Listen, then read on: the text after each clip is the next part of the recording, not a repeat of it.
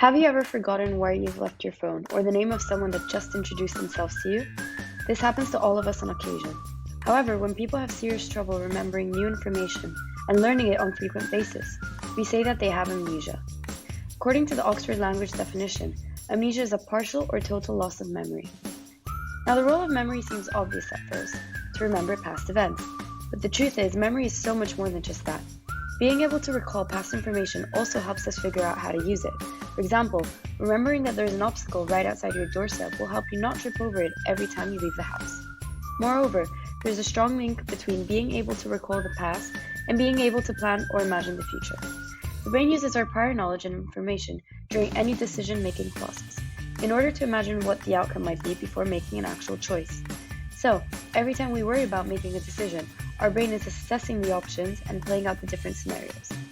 But what really causes amnesia? So amnesia is most commonly caused by damage to the structure of the brain called the hippocampus. It sits deep inside the temporal lobe and has a major role in learning and memory.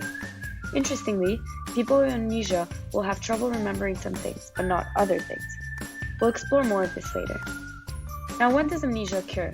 So it usually occurs alongside diseases and injuries as part of a large set of problems. For example, I'm sure you've all heard of Alzheimer's disease, which is a disease that can cause memory loss. However, although very rare, amnesia can also occur by itself. Direct damage to the hippocampus can result from brain surgery that removes part of it or from an accident that prevents oxygen from getting to the hippocampus, for example, as a result of a seizure or a heart attack. Studying patients with amnesia helps doctors and scientists understand better the mechanism of memory so as to help people with memory impairment get better. Now we're going to look at separate cases of amnesia to compare the differences in the timing and type of information that is affected. So the first case we'll look at is that of Henry Gustav M., born in 1926. As a child, Henry had many seizures and so turned to a brain surgeon named Dr. William Scoville for help. To treat his severe epilepsy, Dr. William removed Henry's hippocampus. At the time, scientists didn't really know much about the hippocampus yet, so Dr. Williams was not entirely sure of what the consequences of the surgery would be. Surgery turned out a success in stopping Henry's seizures, but his memory suffered severe problems. He had amnesia. More specifically, it turned out that William developed anterograde amnesia, which is defined as the loss of ability to create new memories after the event, which in this case was the surgery, leading to a partial or incomplete inability to recall the past, while long-term memories from before the event remain intact. This means that William could remember his 10th birthday, but maybe not what he had for breakfast that morning.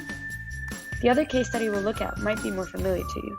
If you've watched Jason Bourne, you'll remember that he wakes up on a boat and can't remember his identity nor his memories from the past.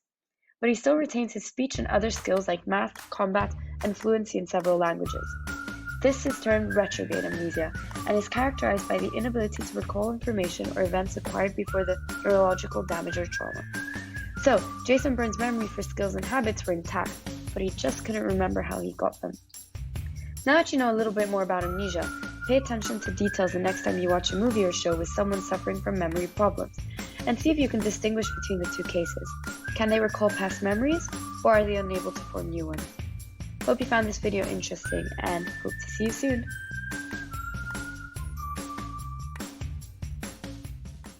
Created using Powtoon.